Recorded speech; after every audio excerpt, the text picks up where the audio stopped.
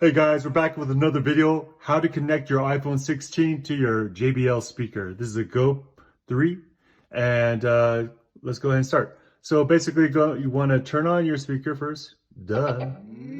And then what we're going to want to do is go ahead and push that Bluetooth button. Once you push it, it'll make that chime. Then through the top, we're going to swipe down, go to the control center. Then we're going to want to go to Bluetooth right here. So you'll see Bluetooth will be here. This is the iOS 18.1. And once we click here, we should see the JBL go through right here. But then if we don't, just go to Bluetooth setting and on devices, you should see the JBL pop up. Once you do, go ahead and click that. And then you'll hear that chime. All right, so then now it means it's connected. Let's go ahead and test it out. I have this already set up. So, all right, we're gonna go ahead and push play. Leads us to number 3, and that is a towel.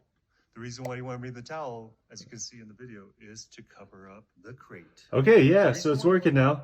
So go ahead and try that at home and see if that works. I hope it does, and please like or comment below. Appreciate it. See you next time. Bye-bye.